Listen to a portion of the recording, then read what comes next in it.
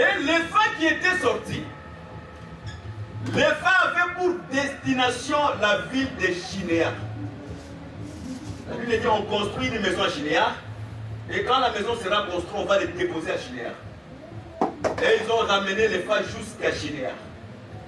Or, Shinéar, politiquement, bien géographiquement, Shinéar, c'est Babylone.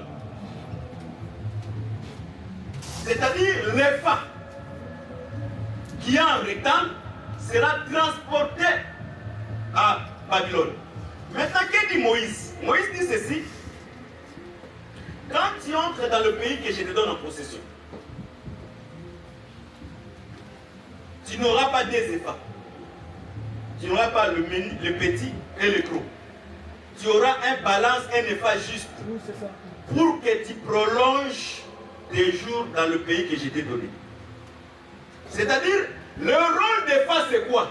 Quand on a un évangile, c'est prolonger les jours dans le pays de la promesse. Prenons une écriture encore. La Bible dit, c'est par la foi qu'Abraham s'établit dans le pays que l'Éternel lui avait montré. Mais Abraham, en s'établissant là-bas, Abraham avait encore les yeux fixés vers un autre ville que l'Éternel était architecte et constructeur. Nous avons dit c'est ça, Abraham, mais c'était un sage parce qu'il était un prophète. Parce qu'un prophète savait, aussi longtemps que le testataire écrit le testament, aussi longtemps qu'il est vivant, le testament n'est pas valable. C'est-à-dire, Abraham, il savait, bien que le Seigneur lui a promis, il a écrit sur le testament la promesse, mais comme lui-même, le testataire était vivant, Abraham il dit non, je reste ici, j'attends le ville où lui-même il est architecte et constructeur. Mais dans d'autres termes, nous voulons seulement dire que Canaan n'était pas la vraie vie de la promesse. Parce que Paul dit ceci dans Hébreux 4, si Josué leur avait accordé du repos, Dieu ne pouvait pas parler d'un autre jour du repos dans la bouche des prophètes David. C'est-à-dire, le vrai repos, c'est tout un homme qui est venu sur la terre, il a dit que je suis le maître des sabbats. C'est-à-dire, celui qui entre en Christ, il entre dans le repos. Dans ce pays-là, en Christ, pour prolonger tes jours, tu dois avoir un effort juste. Parce que la prolongation des jours, c'est quoi? La prolongation des jours, c'est la vie éternelle. C'est pour dire que nous avons la vie éternelle quand nous écoutons la vraie parole de Dieu. Le vrai mesure de la parole. Or, le vrai mesure de la parole, c'est quoi? Jésus dit ceci dans Jean 17. Je me suis sanctifié moi-même pour eux. Et pour les gens qui écouteront les paroles qui sortiront de leur bouche. C'est-à-dire, la vie éternelle, c'est quoi aujourd'hui? C'est les paroles des apôtres. Amen. Celui qui écoute les apôtres, il a un effet juste et il a la vie éternelle en lui. Mais celui qui contredit les apôtres, il a l'esprit de Jam et Jambres. Parce que Jam et Jambres, quand Moïse fait sortir les serpents, et aussi il va multiplier les serpents. La Bible dit que ce sont les gens qui s'opposent à la vérité. C'est pour dire que tout celui qui ne prêche pas l'enseignement des apôtres, c'est un opposant de la vérité. Et il est contre, il est l'antichrist qui est contre Christ. Que les Seigneur bénisse. J'ai parlé avec un homme de Dieu, notre voisin. Je lui ai dit, mais pourquoi vous ne pouvez pas laisser les femmes seulement prêcher? Paul, quand il disait cela, parce que les femmes de Corinthe étaient riches. À cause de la richesse, ils ont servi les gens. Mais je lui ai dit, si c'est par le contexte, toutes les écritures de Corinthe, ça te fait du bien. Mais pourquoi seulement cette écriture-là qui va te faire le mal? Voilà, c'est ça. Nous, tels que nous sommes là, nous ne contrisons pas les apôtres. Nous répétons ce que les apôtres ont prêché. Parce que les salis, c'est écouter Pierre, écouter Jacques, écouter Paul. Voilà pourquoi nous vous disons chaque fois, tu ne peux pas avoir une révélation à dépasser Pierre, Jacques, Jean et Paul. Vous savez, dans la folie de l'évangile éternel, l'autre disait, si Paul venait s'asseoir aujourd'hui dans notre église, Paul va s'étonner. Il va s'étonner en pleurant. Voilà. Paul ne va pas s'étonner parce que tu prêches des mystères, mais Paul va s'étonner en pleurant. Pourquoi Paul va pleurer? Parce qu'aujourd'hui dans nos églises, il n'y a pas la puissance. Voilà, merci. Il n'y a pas la prière. Merci. Il n'y a pas la crainte de Dieu. Merci. Il n'y a que des choses qui ne font pas avoir des disputes inutiles. Voilà, merci beaucoup. Si Paul venait aujourd'hui s'asseoir ici, il regarde nos scènes. Il regarde même comme nous prêchons. Paul va regretter. Voilà, il va dire, ça, merci. je me répands. Merci beaucoup. Merci. Que le Seigneur bénisse. Amen. C'est-à-dire, l'effet juste, c'est la vie éternelle. Mais l'effet en rectangle, c'est la perdition éternelle. Voilà pourquoi l'effet qui était sorti, qui était déposé à Chinéa, c'est maintenant, Jean maintenant explique maintenant l'effet qui a été déposé à Chinéa. Or, Chinéa, nous avons dit, c'est Babylone la Grande. C'est là où on a dit que le mystère de Babylone la Grande, qui a énivré les rois de la terre, les riches, les grands et les habitants de la terre par les vins de sa débauche et par les vins de son impudicité. Cet effet avait pour rôle que ça soit répandu sur la terre. Or, l'évangile vrai n'a pas pour mission que ça soit répandu partout. Quand Dieu dit, l'évangile sera prêché partout. Partout là, il y a un peuple de chaque contrée qui s'est fixé, qui doit les chercher afin de les ramener. D'ailleurs, sur la croix, Jésus avait déjà regroupé toutes les églises. Je prends un exemple, que le Seigneur vous bénisse. Amen. Prenons 2 Rois 4. Il y avait une femme qui était morte et un homme qui était mort, qui craignait Dieu. Est-ce que quelqu'un qui craint Dieu peut mourir et laisser la dette? Point d'interrogation, n'est pas là. Il a laissé la dette. Et or l'écriture dit, vous allez prêter, mais vous allez prêter, mais vous n'allez pas en prêter. Dans sa maison était restée seulement une seule vase d'huile. C'est-à-dire, la vase qui était restée dans la maison, c'est la seule vase qui avait la capacité de traverser toutes les temps. Mais d'autres vases qui avaient de l'huile étaient incapables de traverser toutes les temps. C'est pour dire que tous les prophètes ont reçu l'huile avec mesure. Voilà pourquoi ils étaient incapables de traverser les temps. Mais la seule vase qui a reçu l'huile sans mesure, c'est le Seigneur. Voilà pourquoi Christ, c'est le mystère de tous les temps. Amen. Amen. Que le Seigneur bénisse. Amen. Quand la femme, le prophète a dit à la femme, va dehors, prends les vases, regroupe toutes les vases dans la maison et ferme la maison. C'est-à-dire, dans d'autres termes, les vases, typiquement, ce sont des personnes.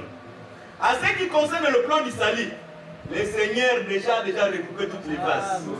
Et la porte de la maison, elle est déjà fermée. C'est pour dire que le salut a été confirmé à la croix pour les gens qui sont sauvés. C'est que le Seigneur n'a pas sauvé à la croix. Même si nous le prêchons, ils ne vont pas croire. Parce qu'ils ne sont pas destinés au salut. Que le Seigneur bénisse. Et le rôle de cet effet, c'est maintenant, Jean explique cet effet comme étant l'effet de l'impudicité, de la débauche et de l'abomination que la femme est en train de répandre sur la terre. Voilà pourquoi nous croyons sur cette terre, tu ne peux pas être grand si tu n'as pas bu le vin de l'impudicité de la grande Babylone.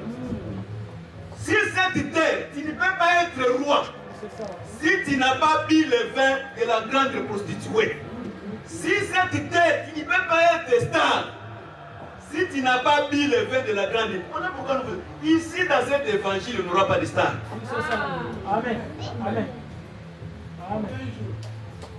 Ici, si tu viens chanter, si tu viens chanter, tu viens prêcher, tu me serviras et je te bénirai. Voilà, c'est ça. Merci. Merci. Que le Seigneur bénisse. Amen. Il a répandu les vins de sa débauche. Quand il y a Apocalypse 17, on dit la bête est assise sur la prostituée. On va maintenant commencer à détailler. La bête, c'est qui? C'est l'homme. Quand on appelle quelqu'un dans la Bible bête, c'est-à-dire c'est un homme animal. Amen. Je prends encore un autre texte. 1 Corinthiens 15, versets 37 et 38. La Bible dit, Dieu pour chaque sémence, il donne à une sémence un corps qui lui est propre. C'est-à-dire chaque sémence, Dieu donne à cette sémence un corps qui lui est propre. Si tu es de Dieu, à cause de la sémence qui est en toi, Dieu va te donner aussi les corps semblables à ceux des enfants de Dieu. Si tu n'es pas de Dieu, Dieu va te donner aussi un corps semblable à la bête, comme l'animal. Voilà pourquoi tous ceux qui n'ont pas reçu le salut, ce sont des animaux. Amen. Et les hommes bénissent. L'animal, c'est l'homme qui ne comprend pas les choses de Dieu. Et il n'est pas n'importe quelle bête. Il est une bête féroce. Voilà pourquoi nous avons dit la fois passée, nous avons la capacité de déchiffrer la bête féroce qui avait tué Joseph quand ses frères avaient amené ses habits. C'est par là que nous comprenons, cette bête féroce qui avait tué Joseph, qui est le véritable Joseph, c'était Rome. Ah, c'est Rome qui a tué Jésus. Comme étant la bête qui était à ce temps-là. La bête est assise au-dessus de la prostituée, mais la bête a 10 cornes. Qu'est-ce que signifie les cornes dans la Bible? C'est comme ça que nous devons marcher. Quand on voulait faire de David roi, la Bible dit on a pris les cornes, on a mis de l'huile. Et on a déversé l'huile sur la tête de David. Donc dans d'autres termes, les cornes c'est l'autorité. C'est-à-dire la bête qui a 10 cornes, c'est l'ensemble des pouvoirs des nations réunis sur une seule personne. Est-ce qu'on se comprend? On se comprend. Je répète. Je répète en donnant d'autres exemples. Aujourd'hui, nous avons l'Union européenne. Il a un président. Nous avons l'Union africaine. Il a un président. Nous avons l'Union de l'Amérique et les États-Unis. Il a un président. C'est-à-dire, maintenant la bête sera incarnée de tous ces pouvoirs des nations sur un seul corps. Est-ce qu'on se comprend? Or, le rôle de l'autorité, c'est quoi? C'est faire voter des lois. On ne peut pas avoir des lois sur cette terre si l'autorité n'a pas voté ces lois. C'est-à-dire, l'autorité détient le pouvoir judiciaire, le pouvoir politique, le pouvoir militaire, même le pouvoir religieux. Pour que nous puissions nous réunir ici, si l'autorité ne permet pas, chacun va prier chez lui à la maison au téléphone.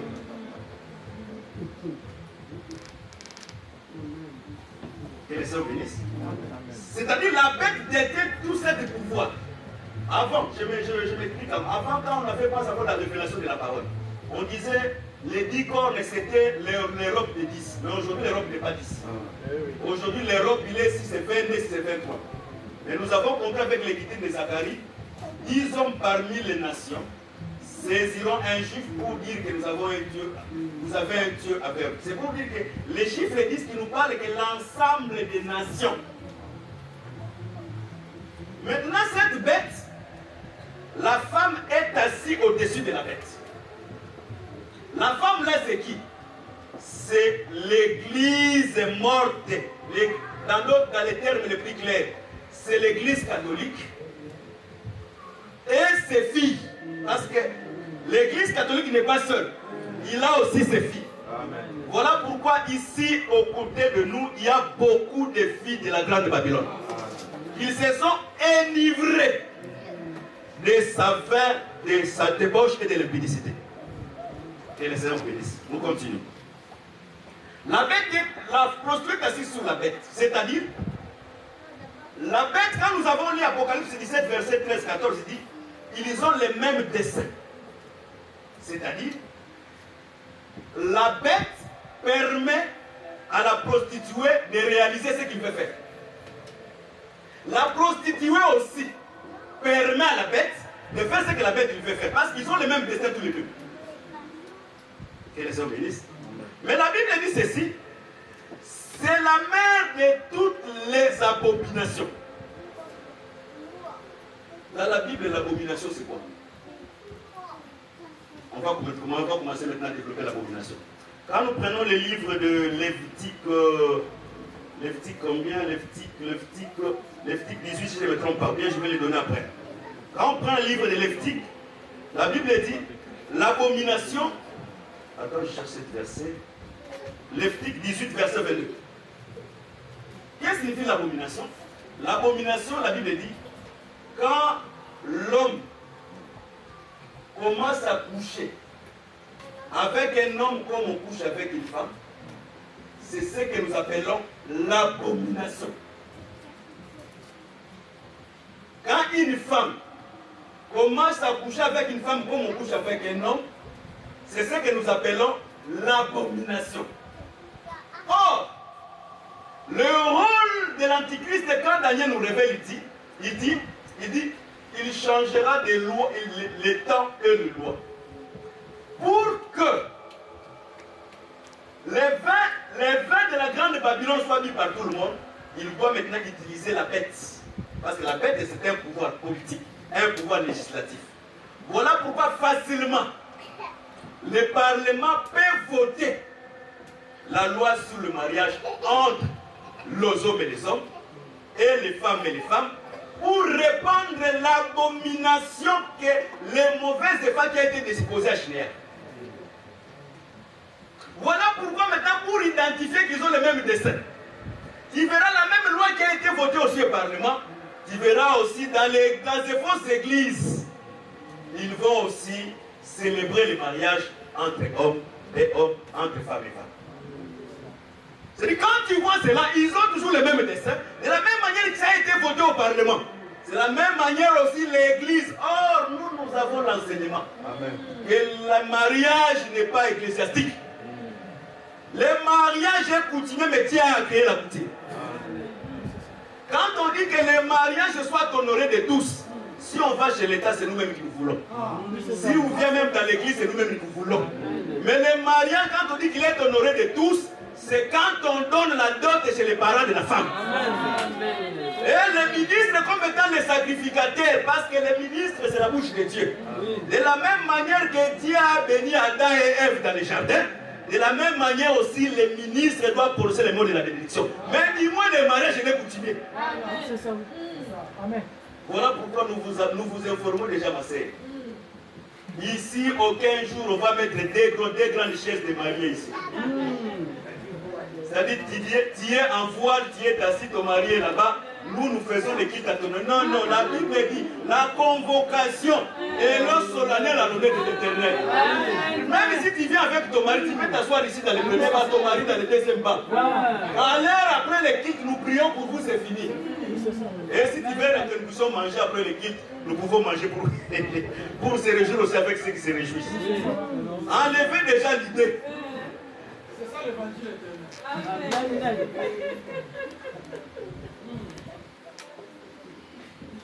Avançons, que le Seigneur vous bénisse. Qu'est-ce que signifie encore l'abomination?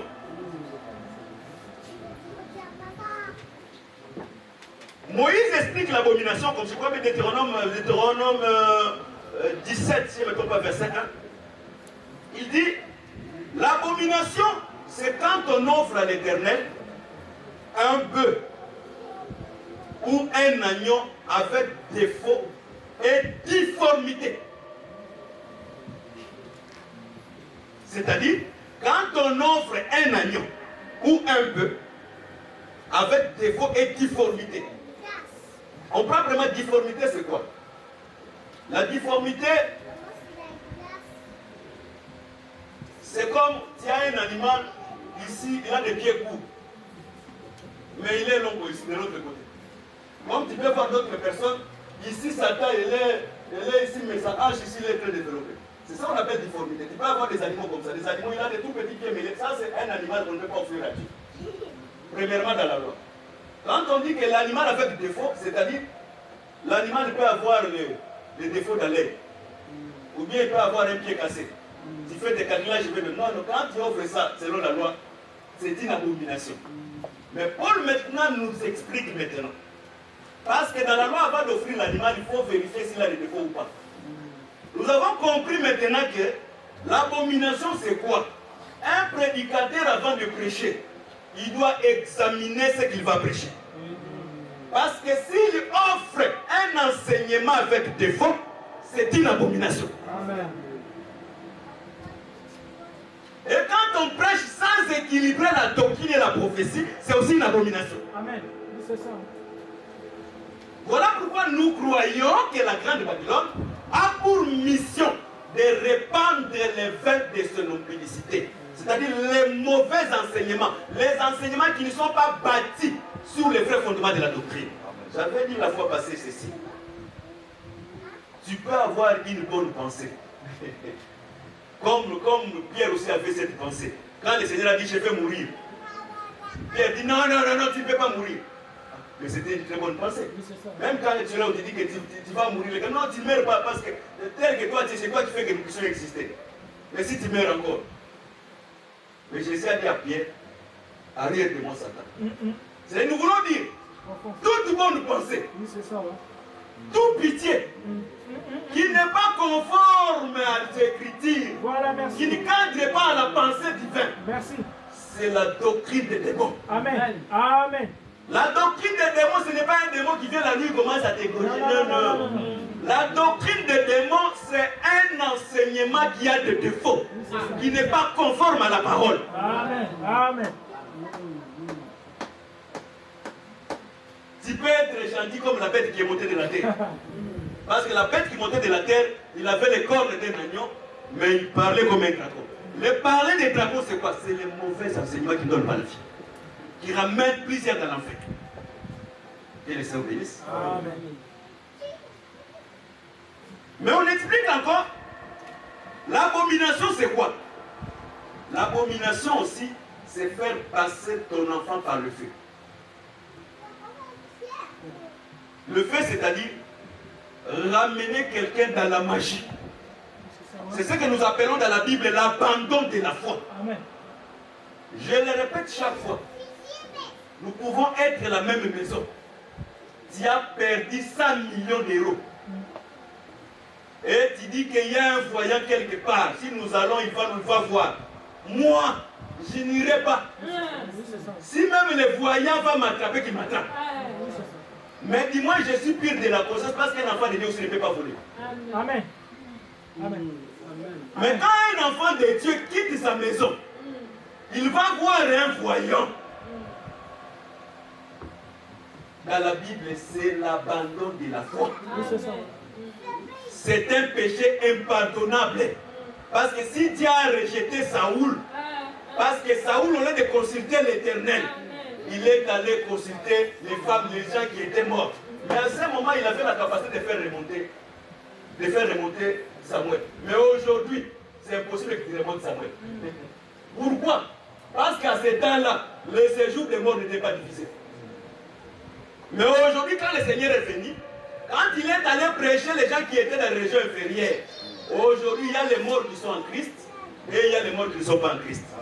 Parce que Christ, quand il est descendu dans le séjour des morts, il est allé mettre de l'ordre aussi dans le séjour des morts. Voilà pourquoi aujourd'hui, même si tu appelles Abraham, il ne va pas monter. Que les saints obéissent. C'est-à-dire, ici, même si on t'appelle par téléphone, parce que des fois les voyants nous appellent, même nous, moi dans la maison, les voyants ont déjà appelé plusieurs fois. Les voyants peuvent te dire qu'on t'a choisi au sort. C'est-à-dire, tu peux dire ton prophète va te dire. Pourquoi les voyants demandent encore ton âge? Si les voyants. Pourquoi ils demandent ton âge? Parce que lui, il est voyant, il demande ton âge. Pourquoi? C'est-à-dire un enfant de Dieu, même si tu veux, vous savez aujourd'hui, tous ces féticheurs, ils sont dans les églises, ce sont des prophètes. Amen. Tu peux aller consulter un féticheur sans pourtant savoir que c'est un féticheur. Tu crois que c'est un prophète, mais c'est un vrai féticheur. Voilà pourquoi nous avons dit, un Israélite, il connaît les lieux d'adoration. Même si à Kamba on opère les miracles, Quel que soit les miracles, même quel que soit les miracles, un juif ne peut pas aller à Kamba. Parce qu'un juif sait que mon lieu d'adoration, c'est à Jérusalem. Un vrai enfant de Dieu, il peut adorer seulement là où il y a la vraie parole. Parce que nous avons la vie au travers de ce que nous écoutons. C'est-à-dire l'abomination. L'abomination, c'est aussi le refus d'écouter la loi de Dieu. Mais en ayant cherché, en ayant une vie multipliée de la prière. Voilà pourquoi beaucoup de gens ils sont dans le livre. Mais ils croient qu'ils sont dans l'évangile. Quand on n'écoute plus la loi de Dieu, c'est une abomination. Voilà pourquoi tous ceux qui sont contre la Bible dit, comme ils n'ont pas cherché à connaître Dieu, c'est-à-dire ce qui fait de nous les enfants de Dieu, parce que Dieu a mis le pouvoir en nous, que nous puissions chercher à connaître Dieu. Voilà pourquoi la vie éternelle, qu'ils te connaissent, toi Jésus-Christ, comme étant le seul vrai Dieu. La vie éternelle, c'est la connaissance de la parole. Parce que c'est la connaissance qui nous permet de distinguer les vins de la grande Babylone et les mauvais vins. Parce que nous croyons, quand la Bible dit ceci, Jésus fait vers la fin, quand la Bible dit ceci, ne faites pas le mal à lui et au vin. Dieu n'a jamais appelé le peuple comme lui. Dieu n'a jamais appelé le peuple comme vin. Mais Dieu appelle toujours le peuple comme vie. Or, quand on parle de vin, quand nous rentrons dans la fête de Cana, nous comprenons que le vin a été toujours les paroles de l'alliance. C'est-à-dire le diable peut tout faire, mais il ne peut pas déformer la vraie parole. Amen. Voilà pourquoi celui qui a reçu la vraie parole, il a la capacité de distinguer les effets. Parce que la parole nous amène l'esprit de discernement. Tu peux discerner sans pourtant écouter quelqu'un parler 10 paroles. Ça, c'est un faux serviteur. Amen. Oui, c'est ça. Amen. Et ça, c'était vrai serviteur de Dieu. Oui, c'est ça.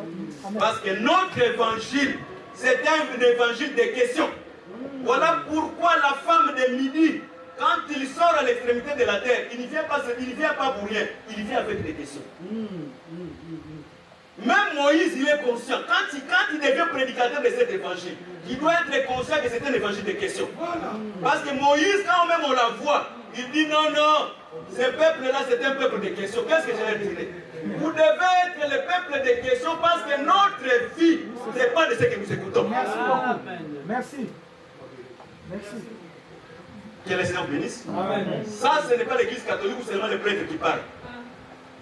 Dans la vraie église, quand tu ne comprends pas, tu as droit.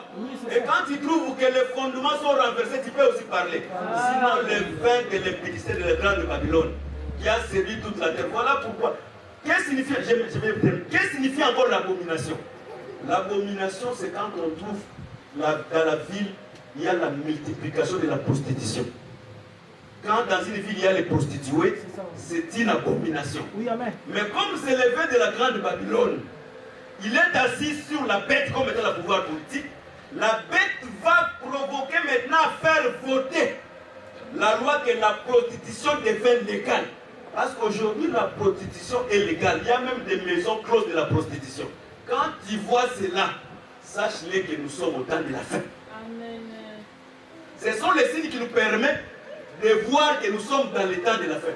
D'ailleurs, vous verrez, parce que les grands de la terre, les stars de la terre, les rois de la terre, parce qu'ils ont le même destin, tu verras que ce sont les grands de la terre qui alimentent les réseaux de prostitution. Si tu vas là-bas, tu verras des gouverneurs, tu verras des députés. Ce sont eux, le juge, tu verras des joueurs. C'est eux qui alimentent avec... Voilà pourquoi la prostitution, tu ne peux pas être riche si tu n'es pas ami de la grande Babylone. Voilà pourquoi la prostitution paye de l'argent comme ça. Et même, il y a des langages en Europe, les prostituées de luxe.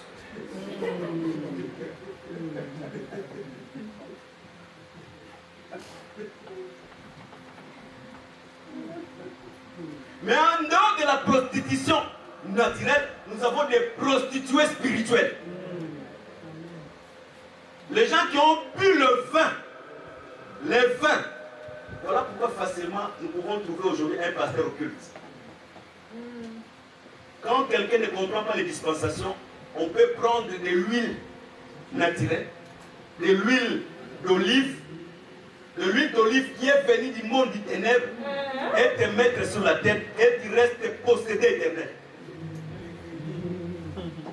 Parce que quand tu comprends la dispensation, le Seigneur a déjà quitté l'huile physique. Le Seigneur, parce que pour oindre les sacrificateurs, on mettait de l'huile. Mais le Seigneur, quand il a atteint 30 ans comme aussi sacrificateur, il a été oint par le Saint-Esprit sous forme d'un colombe. C'est-à-dire la dispensation est changée. L'huile aujourd'hui, ce n'est plus l'huile naturelle. Voilà pourquoi la Bible dit l'onction que vous avez reçue, il vous enseignera toutes choses. Même si on rentre dans la loi, l'huile avait plusieurs mélanges. Mais quand tu viens seulement avec l'olive, c'est quelle huile?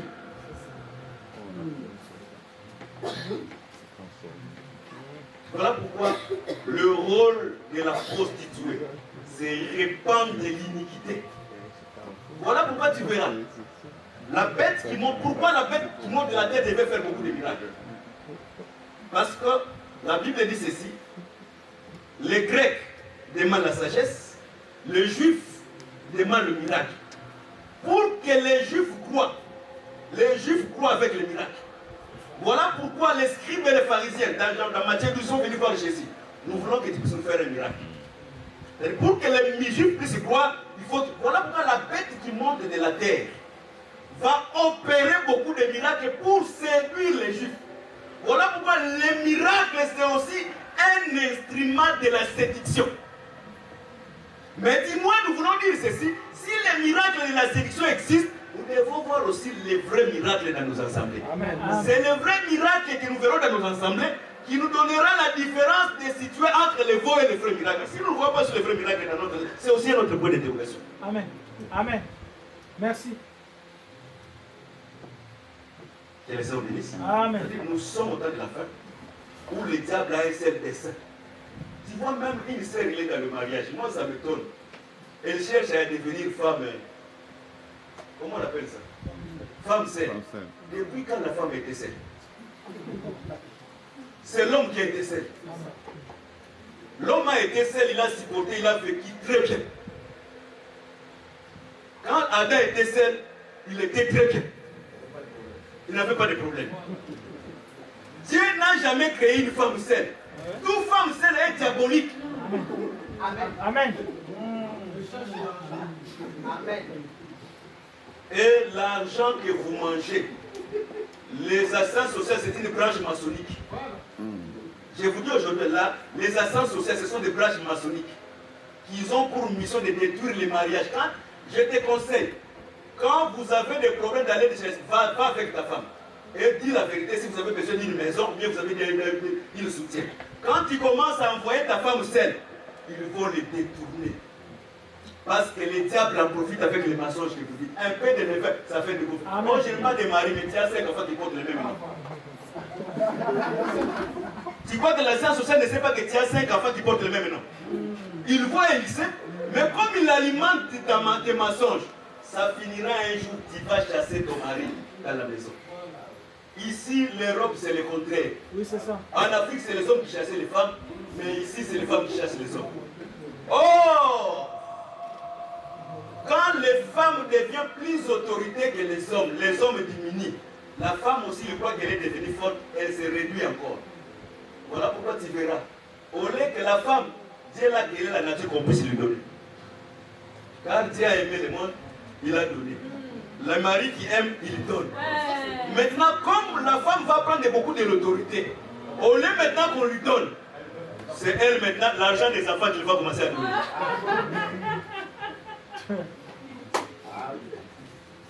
Que le Seigneur vous bénisse sur ses limites ici.